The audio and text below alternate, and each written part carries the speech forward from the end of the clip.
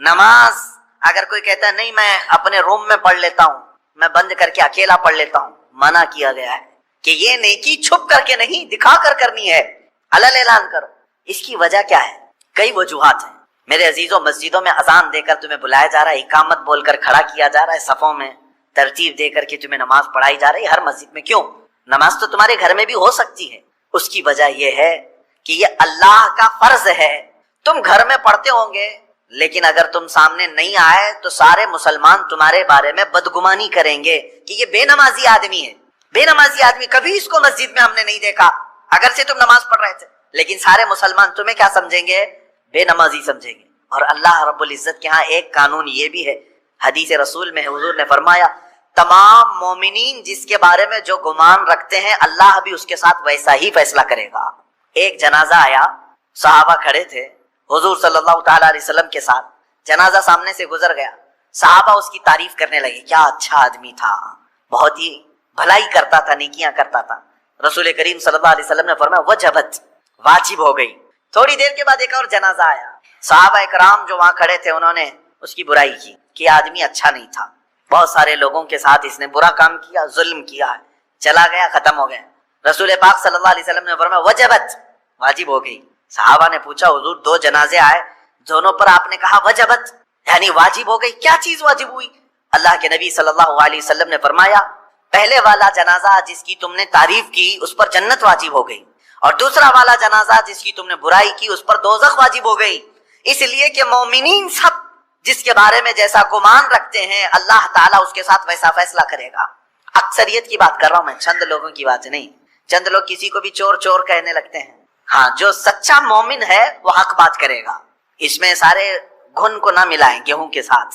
خیر، میں دو باتیں یہاں عرض کر رہا تھا کہ بھلائی جو ہے کچھ علل اعلان اور کچھ چھپ کر۔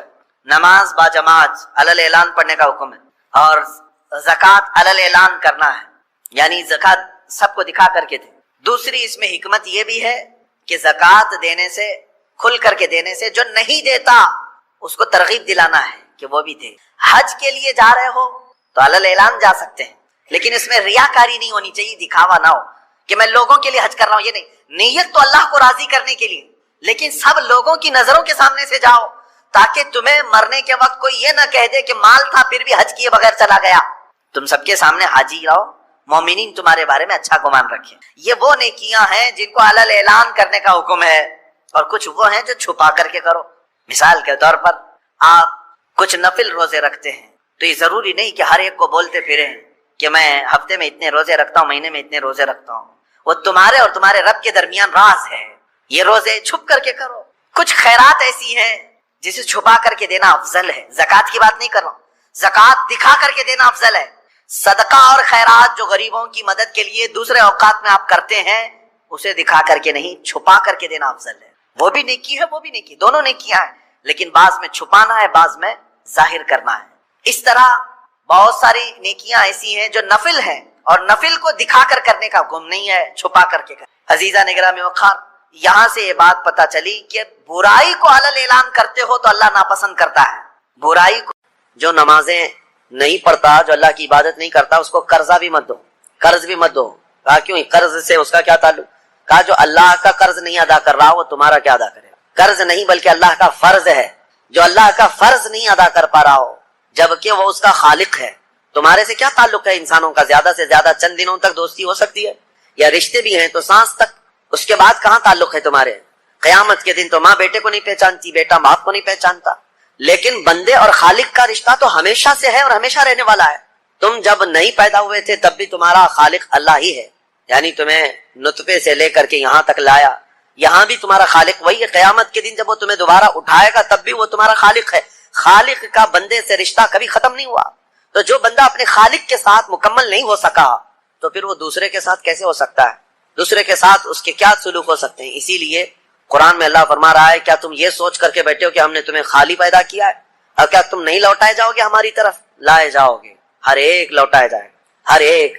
ابھی چند دنوں پہلے کی ایک بات ہے، ایک چھوٹا سا رسالہ، ایک لٹریچر جو گوتم بدھ کی عبادت کرتے ہیں ان لوگوں کی طرف سے تھا کہ دنیا کا ایک بہت اعلیٰ ذہن کا انسان تھا، اس نے بہترین تعلیمات دی تھی، تو اس پر کسی نے ایک مسلمان نے نقطہ لگایا تھا اور ان سے بحث ہو رہی تھی جو بدھسٹ ہیں. وہ یہی کہہ رہے تھے کہ آپ بدھا کی جو عبادت کرتے ہیں کیوں کرتے ہیں؟ کہا کہ وہ مہان آدمی ہے, مہان انسان ہے, مہان آدمی تھا, بڑے اچھے اخلاق تھے, بڑی اچھی تعلیمات دنیا کو دی.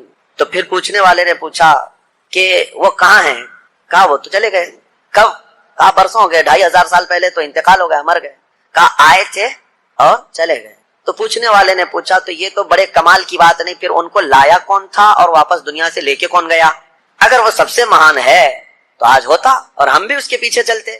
کہا کہ اب وہ پیدا ہوا اور پھر دنیا سے چلا گیا, ہم یہ پوچھ رہے ہیں کون ان کو دنیا میں لایا تھا اور کون دنیا سے لے کے گیا؟ وہ بیچارہ خاموش ہو گیا. اس نے کہا کوئی تو طاقت ہوگی. کہا وہی طاقت ہر ایک کو موت کے بعد لوٹائے گی.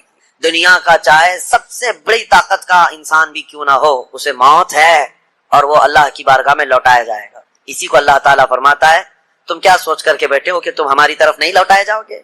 تم سب کو اللہ کی طرف لوٹ کر کے جانا ہے. اس دن کو یاد رکھو, جب یہ ساری چیزیں دھری کی دھری رہ جائیں گی اور تم آخری سفر پر نکل چکے ہوں گے اور عجیب و غریب حالت میں ہم جاتے ہیں. میرے عزیزو, یہ سارے ہمارے کپڑے, ہماری جائیدادیں, ہماری سواریاں, ہماری گاڑیاں سب رہ جاتی ہیں. آج تک آپ نے دیکھا کہ کوئی آدمی جنازے کی بجائے مرسیڈیز میں قبر میں جا رہا ہو؟ نہیں, وہ بھی 4 کندھوں پر بوجھ بن کر کے ہی جا رہا ہے. بڑی اعلیٰ قسم کی سواریاں وہ وہیں رہ جاتی ہیں, بڑے عمدہ لباس یہیں رہ جاتے ہیں. آخری سفر کا ایک مخصوص لباس ہے, ایک مخصوص انداز ہے اور ایک مخصوص طریقے سے لے جا کر کے قبر کے حوالے کر کے آ جاتے ہیں. اور اسی کو فرمایا گیا ہے کہ جس کو یہ اپنا آخری سفر یاد ہوگا اسے یہ بھی یاد ہوگا کہ میں یہاں کیوں آیا ہوں. کبھی آج تک آپ نے اپنے اندر جھانک کر کے پوچھا, کبھی سوچا زندگی میں کبھی ایسا وقت آیا آپ کے, ابھی جیسے مثال کے طور پر مسجد میں آ کر بیٹھے, ابھی میں آپ سے پوچھوں پکڑ کر کے کیوں آیا ہوں یہاں پہ مسجد, فوراً آپ جواب دیں گے عبادت کے لیے آیا ہوں. مسجد کائے کے لیے ہے؟ عشاء کا وقت ہو رہا تھا, نماز پڑھنے کے لیے آیا, یا محفل چل رہی تھی محفل میں آ گیا. یہ تو تمہارا مقصد ہے, ہر کام کا تمہارا مقصد ہوتا ہے. کبھی یہ سوچا میں دنیا میں کیوں آیا, پوری دنیا میں کیوں آیا؟ جس نے اس سوال کا جواب حاصل کر لیا وہ معرفت کو پہنچ گیا. جو صحیح طریقے سے اس جواب کو پہنچ گیا وہ اللہ کی معرفت حاصل کر لے گا. اسی لیے میرے عزیزو, آگے رب تعالیٰ فرماتا ہے افحسبتم انما خلقناکم عبثا وانکم الینا لا ترجعون. حضرت موسیٰ علیہ الصلوۃ والتسلیم کے متعلق ایک بات ملتی ہے. ایک چھپکلی تھی, دیوار پر چل رہی تھی. موسیٰ علیہ السلام نے پوچھا مولا اس کا کیا کام ہے, یہ کیوں پیدا ہوئی ہے؟ چھپکلی کا ضروری نہیں کہ ہر ایک کی حکمت آپ کو معلوم ہو کون دنیا میں کیوں آیا. اللہ نے کوئی بھی چیز بغیر فائدے کے نہیں پیدا کی. رب تبارک و تعالیٰ نے ارشاد فرمایا موسیٰ تھوڑی دیر پہلے چھپکلی نے مجھ سے پوچھا کہ موسیٰ کو مولا تو نے کیوں پیدا کیا؟ حضرت موسیٰ علیہ السلام کا کیا کیا کام ہے؟ یہ ضروری نہیں کہ مخلوقات کو ایک دوسرے کی حکمتیں معلوم ہوں, ضروری نہیں ہے. لیکن اللہ تعالیٰ عبث بغیر کسی وجہ کے محض کسی کو نہیں پیدا کیا. بس اپنے مقصد زندگی کو سمجھو اور فالتو اپنی زندگی کو ضائع مت کرو. جو لوگ بیٹھے اسی طرح سے اپنی زندگی کو ضائع کر رہے ہیں ان نوجوانوں کو ایک دن احساس ہو جائے گا کتنی قیمتی چیز دنیا میں ضائع کر دیا انہوں نے, کتنی قیمتی چیز. کروڑوں کا معجون ملا کر کے بھی بڑھاپے کو جوان کر کے دکھا دو. یہ گیا وقت پھر ہاتھ آتا نہیں, سدا دورہ دکھاتا نہیں. آپ جس طرح سے تیزی سے اس دنیا کو کاٹتے ہوئے جا رہے ہیں, میاں ہم تو منٹ گن رہے ہیں. آج دیکھیں ہم 15 تراویح پڑھ چکے ہیں الحمدللہ. ابھی تو ہم چاند کے انتظار میں تھے. یوں ہی وقت آئے گا, اللہ آپ کو سلامت رکھے, ہماری زندگی کا بھروسہ نہیں, اگلا رمضان بھی پھر آپ بیٹھیں گے. بہت تیزی سے آپ کی زندگیاں گزرتی جا رہی ہیں اور اچانک ایک دن اعلان ہو جائے گا فلاں کا بیٹا انتقال کر چکا, جنازے میں حاضر ہو جاؤ. یہی زندگی ہے. اسی لیے ابس اپنی زندگی کو ضائع نہ کریں. جو زندگی کے لمحات ہیں ان میں کچھ نہ کچھ انویسٹ کر دو تاکہ قیامت کے دن شرمندہ ہونا نہ پڑے, ذلیل ہونا نہ پڑے, رسوا ہونا نہ پڑے. بہرحال دوسری سورہ ہم نے جو تلاوت کی سورۃ النور, سورہ نور ہے. اس میں احکام بہت سارے آئے ہیں. اس کی شروعات جو ہے وہی بہت ایک سخت ترین گناہ اسلام میں اس کے مذمت میں آئی, زنا. اللہ نے قرآن میں جگہ جگہ فرمایا وَلَا تَقْرَبُوا الزِّنَا إِنَّهُ كَانَ فَاحِشَةً وَسَاءَ سَبِيلًا. زنا کے قریب بھی مت جانا. اللہ فرماتا بے شک وہ سب سے بری چیز ہے اور سب سے برا راستہ ہے. نبی کریم صلی اللہ علیہ وسلم نے فرمایا کہ جب مومن کوئی مسلمان زنا کر رہا ہو تو ایمان کی حالت میں وہ زنا کر ہی نہیں سکتا. یہ بات یاد رکھ لو آپ, ایمان کی حالت میں کوئی زنا نہیں کر سکتا. فرمایا گیا جب زنا کر رہا ہو تو اس کا ایمان اٹھا لیا جاتا ہے. ایمان اس کے ساتھ نہیں ہوتا, ایمان اٹھا لیا جاتا ہے. ایمان اور زنا جمع ہو ہی نہیں سکتے ایک انسان کے اندر. یہ بہت سخت وعید ہے میرے آقا صلی اللہ علیہ وسلم کی حدیث پاک۔ ایمان کی حالت میں زنا نہیں ہوتا، اور جب زنا کر رہا ہوتا ہے تو ایمان نکال لیا جاتا ہے، وہ معلق ہوتا ہے، آسمانوں پر لٹکا ہوتا ہے، زنا کی حالت میں اس کے ساتھ ایمان نہیں ہوتا۔ اب جو آیتیں آئی ہیں، اللہ فرماتا ہے الزانیۃ والزانی فاجلدوا کل واحد منہما 100 جلدہ، زنا کرنے والے مرد اور زنا کرنے والی عورت کو 100 کوڑے مارو۔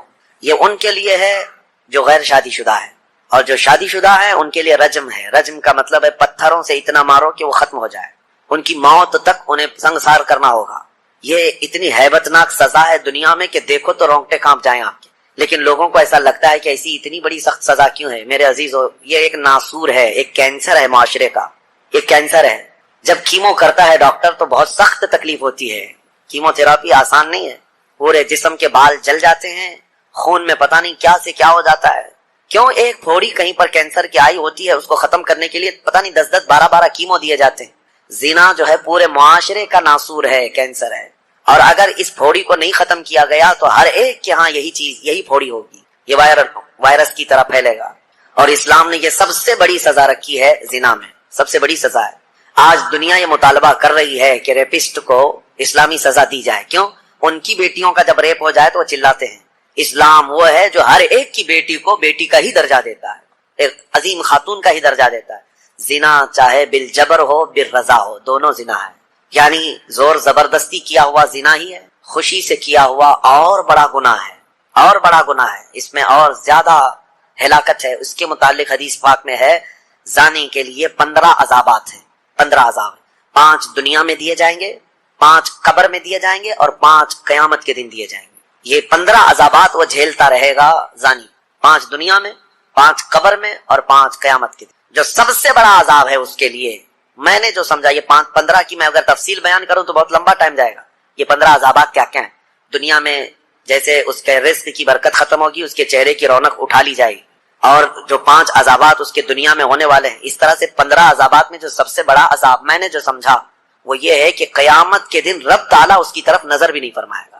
یہ سب سے بڑا عذاب نہیں ہے تو اور کیا ہے؟ اور نبی پاک صلی اللہ تعالیٰ علیہ وسلم کی بہت ساری حدیثیں ہیں کہ اللہ تعالیٰ اس کو نہ عرش کا سایہ عطا فرمائے گا اور نہ اس کی طرف نظر فرمائے گا، بلکہ یہ فرمایا کہ جنت 500 سال کی مسافت سے اس کی خوشبو آ رہی ہوگی، لیکن زانی وہ خوشبو بھی نہیں سونگھ سکے گا۔ بڑی سخت سزا ہے۔ اور میرے عزیزو، اس سورے میں اللہ تعالیٰ نے کئی مرتبہ یہ زانیوں کا ذکر فرمایا، الزانیۃ والزانی فاجلدوا کل واحد منہما 100 جلدہ، 100 کوڑے مارو، ولا تأخذکم بہما رأفۃ فی دین اللہ، اور اللہ کے دین میں کوئی ہمدردی مت لینا، یہ بھی حکم ہے۔ کسی کے ساتھ نرمی مت کرنا، ایسے اگر کسی کے ساتھ ہو گیا ہے تو۔ ان کنتم تؤمنون باللہ والیوم الاخر، اللہ فرما رہا ہے اگر تم اللہ اور آخرت پر ایمان رکھتے ہو تو ذرا برابر بھی نرمی نہ لینا اس پر۔ وہ اور دوسرا ایک اور سخت حکم یہ ہے، وَلْيَشْهَدْ عَذَابَهُمَا طَائِفَةٌ مِّنَ الْمُؤْمِنِينَ، زانی اور زانیہ کو چپکے سے کہیں سزا مت دے دینا، بلکہ اللہ فرما رہا ہے ان دونوں کے عذاب پر پورے مومنوں کو گواہ بناؤ، سب کے سامنے ان کی سزا ہو۔ آپ کو پتا ہے نبی پاک صلی اللہ تعالیٰ علیہ وسلم کے صحابہ میں حضرت ماعز اسلمی کا نام ملتا ہے، ایک صحابی تھے۔ یہ ایک دن روتے ہوئے بارگاہ رسالت میں آپ صلی اللہ علیہ وسلم میں آئے، کہا آقا مجھ سے گناہ ہو گیا ہے۔ حضور نے فرمایا کیا ہوا؟ کہا کہ میں بتا نہیں سکتا۔ حضور نے پھر پوچھا بتاؤ تو صحیح کیا ہوا؟ کہا بولتا ہوں تو منہ کو کلیجہ آ جاتا ہے، کلیجہ منہ کو آ جائے اس طرح کی چیز ہے میں نہیں کہہ سکتا۔ حضور نے فرمایا بتاؤ ماعز، تمہارے لیے ہم ذریعے حل تلاش کر کے بتا دیں۔ انہوں نے کہا یا رسول اللہ مجھ سے زنا ہو گیا۔ اتنا کہنا تھا، نبی پاک صلی اللہ علیہ وسلم نے اپنا چہرہ پھیر لیا، صحابی ہیں حضور کی، خطا ہو گئی میرے آقا لیکن آیا ہوں آپ کے دربار میں۔ جب حضور نے اپنا چہرہ پھیر لیا اب بچا کیا تھا؟ اب وہ رونے گڑ گڑانے لگے، قدموں میں گر گئے، اتنا روتے رہے اتنا روتے رہے۔ اسی کو شاید امام اہل سنت فاضل بریلوی نے ترجمانی میں اشعار میں یوں کہا ہے، یا رسول اللہ تجھ سے جو منہ چھپاؤں تو کروں کس کے سامنے، کیا اور کسی سے توقع نظر کی ہے؟ بد ہیں تو آپ کے، بھلے ہیں تو آپ کے، ٹکڑوں پہ یہیں کے پلے ہیں، رخ کدھر کریں؟ نبی پاک صلی اللہ تعالیٰ علیہ وسلم نے پھر ان کو اٹھایا اور پوچھا بتاؤ ہوش میں ہو، ہوش و حواس میں کہہ رہے ہو؟ حضور نے جب پوچھا کہا ہاں میں ہوش و حواس میں کہہ رہا ہوں۔ کہا تمہیں کوئی بیماری، کوئی غشی، کوئی نشہ تو نہیں؟ کہا نہیں میں ہوش و حواس میں کہہ رہا ہوں۔ 3 مرتبہ جب پوچھا تو انہوں نے اقرار کیا۔ صحابہ سے میرے آقا نے فرمایا دیکھو ماعز اقراری مجرم ہے، اسلام میں سزا ہے، یہ شادی شدہ ہے، لے جاؤ اس کو سنسار کر دو، سنسار کرو۔ خود میرے آقا صلی اللہ علیہ وسلم سزا میں تو نہیں گئے، صحابہ کے حوالے کر دیا۔ اب وہ مدینے میں ایک پہاڑی ہے جبل انم، وہاں پر لے جایا گیا اور پہاڑ کے اوپر سے ماعز اسلمی کو ڈھکیل دیا گیا۔ وہ لڑکتے ہوئے نیچے آئے थोड़ा सा, बहुत ऊंची पहाड़ी नहीं है वो, छोटी पहाड़ी है। फिर वहां से जितने सहाबा थे उन सब ने पत्थर मारना शुरू किया और सब इतने पत्थर बरसाए गए थे कि माइज असलमी की रूह निकल गई, इंतकाल हो गया, जख्मी हालत में थे। जब वापस आए मेरे आका सल्लल्लाहु अलैहि वसल्लम गमगीन थे। उस वक्त सहाबा से पूछ रहे थे, बताओ माइज के साथ क्या किया तुमने? कहा हुजूर, सब उनको संसार कर रहे थे, अल्लाह मुझे दुनिया में फलां चीज दे दे, फलां चीज दे दे, फलां चीज दे दे। अल्लाह फरमाता दे दिया जाएगा तुम्हें, जैसे मांगते ही रहते ना मेरे अजीजों। इसीलिए कहते ना खाली दुनिया मत मांगो। दुनिया क्या है? ये सब मांगना कि मेरा बिजनेस, मेरी तिजारत, मेरी जायदाद, मेरी प्रॉपर्टी, मेरी ज़मीन, मेरा फला, ये बढ़ता जाए, ये दुनिया ही तो मांग रहे हो आप। और अल्लाह फरमाता है जिसने हमसे आखिरत मांगी हम उसको दुनिया भी देंगे और आखिरत भी देंगे। इसीलिए दूसरे पारे में अल्लाह ने फरमाया, फमिनहुम मन यक़ूलु रब्बना आतिना फिद दुनिया वमा लहु फिल आखिरति मिन खलाक। जिन्होंने ये कहा ना, रब्बना आतिना फिद दुनिया, ऐ हमारे रब दुनिया में हमें कुछ दे दे, अल्लाह फरमाता है दे दिया जाएगा। वमा लहु फिल आखिरति मिन नसीब, और आखिरत में उनका कोई हिस्सा नहीं हो। मिन खलाक, आखिरत में कोई उनका हिस्सा नहीं होगा। वमिनहुम मन यक़ूलु रब्बना आतिना फिद दुनिया हसना व फिल आखिरति हसना व क़िना अज़ाबन नार उलाइका लहुम नसीबुम मिम्मा कसबू। अल्लाह फरमाता है और जिन्होंने कहा है हमारे रब हमें दुनिया में भी अच्छाइयाँ दे दे और आखिरत में भी अच्छाइयाँ दे दे, रब फरमाता है, और जिन्होंने ये कहा अल्लाह हमको अज़ाबे दोज़ख से बचा ले, रब फरमाता है ये वही लोग हैं जिन्होंने हकीकत में हिस्सा हासिल कर लिया, आखिरत भी मांग लिया, दुनिया भी मांग लिया। दुआ में हमेशा यही किया करो कि अल्लाह हमारी आखिरत अच्छी कर। यहाँ मांग करके कितना ले लोगे, कितने दिन तक? चलो आज आपने सेहत मांगी, अल्लाह मुझे सेहत अता कर, तबीयत अच्छी रख, अच्छी बात है, लेकिन कितने दिन तक रहोगे? 80 साल, 100 साल? 80 साल के बाद जब बाल सफ़ेद होने लगेंगे तब फिर तुम ये मांगोगे कि अल्लाह फिर मेरे बाल काले कर दे। पीठ झुकने लगेगी तब ये कहोगे कि अल्लाह मेरी कमर सीधी कर दे।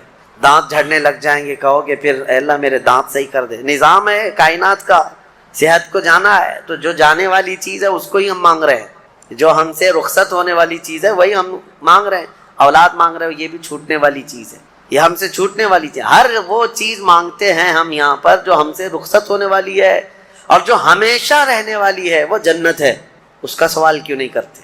और एक इमाम शेख सादी रहमतुल्लाह अलैह की कितनी प्यारी बात है, सुनो। फरमाते हैं मौत से बचना मुमकिन है किसी को? बताएं, कोई बच सकता है? पॉसिबल है? मौत से बचना किसी के लिए भी मुमकिन है? नहीं है। सबको पता है इम्पॉसिबल, लेकिन उसके बावजूद भी बचने के लिए 1000 दवाइयाँ खाते हैं। सबको मालूम है कि मौत से नहीं बचते हैं, लेकिन उसके बावजूद भी बचने के लिए हम रोज कुछ ना कुछ कर रहे हैं। हम अपने जिस्म को सही करते हैं या बीमारियों को सही करने के लिए पैसा भी बहाते हैं, सब कुछ करते हैं। हमें पता है कि हम नहीं बच सकते फिर भी खर्चा करते हैं। शेख सादी की सोच देखो, फरमाते और इंसान को ये पता है कि जहन्नम से बचना मुमकिन है, मौत से बचना तो मुमकिन नहीं, लेकिन दोज़ख से बचना मुमकिन है। क्या सबके ऊपर कंपलसरी है जहन्नम में जाना? नहीं। तो जिससे बचना मुमकिन है उसके लिए कोशिश भी नहीं करता, और जिससे बचना मुमकिन ही नहीं उसके लिए रोज कोशिश करता है। ये कैसी सोच है इंसान की? मौत से नहीं बच सकते, कोशिश ठीक है, तुम दवाइयाँ करते रहो, लेकिन कोशिश ये करो कि अल्लाह मुझे दोज़ख से बचा ले, मुझे आखिरत के अज़ाब से बचा ले। मेरे अजीज़ों, हमारा सारा निज़ाम इस्लाम का आखिरत पर टिका हुआ है। इसीलिए रब ताला ने फरमाया मन काना युरीदु हर्सल आखिरती नज़ीद लहू फी हर्सी। एक बात मैं आपको बता दूं, अगर इस्लाम से आखिरत का कॉन्सेप्ट निकाल दिया जाए तो पूरा दीन खोखला हो जाएगा। यानी फिर किस चीज़ के लिए कर रहे हो तुम? नमाज क्यों पढ़ रहे हो? चोरी से क्यों बचते हो? शराब क्यों नहीं पीते? हर चीज़ का ताल्लुक तुम्हारा आखिरत से जुड़ा हुआ है, आखिरत से। क्यों? हिसाब होगा, पूछा जाएगा, मेरी नमाजें भी पूछी जाएंगी, रोज़े भी पूछे जाएंगे, हर चीज़ आखिरत के खौफ से हम दुनिया में अमल कर रहे हैं। और अगर आखिरत का कॉन्सेप्ट ख़त्म हो गया तो वही दरिंदों की तरह से नाचते घूमते रहेंगे। जैसे दूसरी कौमों को देख रहे हैं, उनके यहाँ कोई तस्वुर ही नहीं आखिरत का।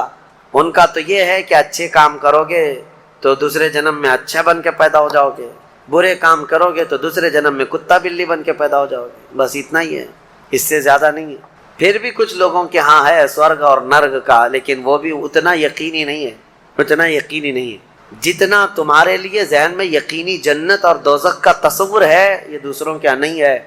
इसीलिए मेरे अजीज़ों, आखिरत के तस्वुर को इतना मजबूत बिठाओ। मुझे एक बात याद आती है कि हमारे ایک بزرگ تھے میرے بڑے دادا، اللہ ان کی تربت پر رحم فرمائے، پورے علاقے میں لوگ اس بات کے شاہد ہیں، جب بھی کوئی کچھ غلط کام کرتا یا چھوٹی بہت بھی چیز ہلکی نظر آتی ان کو تو ڈانٹنے کے لیے سب سے پہلا جو جملہ وہ کہتے تھے وہ یہی کہتے تھے، کیا تجھے آخرت کا خوف نہیں ہے؟ آخرت سے نہیں ڈرتا؟ یہ ایک جملہ اکثر ہر کام پر، نماز کے سلسلے میں ہو یا کسی کو کہیں پر گپے لگاتے بیٹھے ہوئے دیکھتے تو یہ کہتے آخرت کا ڈر نہیں ہے۔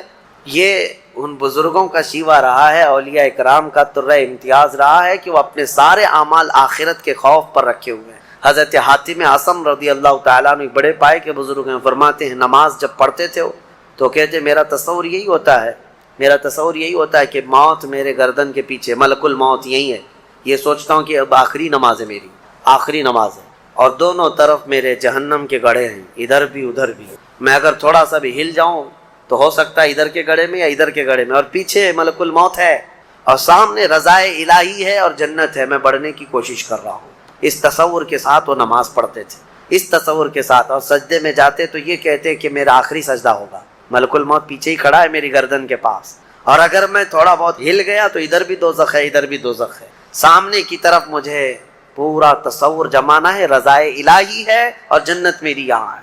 تو ان کے سارے تصورات ہر کام میں آخرت پر ڈیپینڈ تھے۔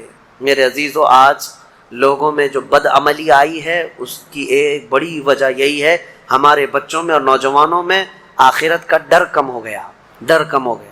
یہ جتنے بھیانک گناہوں میں آج ملوث ہیں، ان کو ڈر نہیں ہے، ان کو خوف نہیں ہے۔ میں ایک بات بتاتا ہوں، پچھلے زمانے کی ایک بات ہے کہ ایک پرہیزگار شخص تھے، متقی تھے بنی اسرائیل میں، ایک خاتون جو فحش کاموں میں ملوث رہتی تھی، طوائف تھی یا جیسی بھی، وہ آئی اس عابد کے پاس، یہ پرہیزگار شخص تھا۔ یہ جب آئی تو کہا کہ رات گزارنے کے لیے میرے پاس کوئی ٹھکانہ نہیں ہے، باہر ٹھنڈی اور بارش ہے، مجھے تھوڑی سی جگہ دے دو۔ اس عابد نے رحم کھا کر اپنے گھر میں عورتوں کے رونے پر کبھی شیطان داخل ہو جاتا ہے، مدد کے لیے عورت رونا دھونا جب کرتی ہے تو اچھوں کا ایمان ختم ہو جاتا ہے۔ وہ عورت رونے لگی کہ میرا کوئی سہارا نہیں، بارش میں بھیگ جاؤں گی، میں تڑپ تڑپ کے ختم ہو جاؤں گی۔ اس عابد شب زندہ دار اس نے اپنے خانقاہ میں جگہ دی تھی۔ جب رات ہو گئی تو وہ عورت آئی اس کے سامنے آئی اور اوریانیت کے ساتھ عجیب و غریب حرکتیں کر کے اس کو گناہ پر ابھارنے لگی۔ وہ عابد تنہا تھا، وہ قریب آیا، اس کے بعد پوچھا کیا چاہتی؟ کہا چل کوئی نہیں ہے رات میں، کوئی نہیں ہے، ہم لوگ اپنے جسموں کی سکون حاصل کر لیں۔ اس عابد نے کہا کہ ٹھیک ہے، میں اس سے پہلے تھوڑی دیر میں بھی آتا ہوں، خواہش ہے تیرے ساتھ آ جاتا ہوں، سوتا ہوں، لیکن اس سے پہلے میں دیکھتا ہوں۔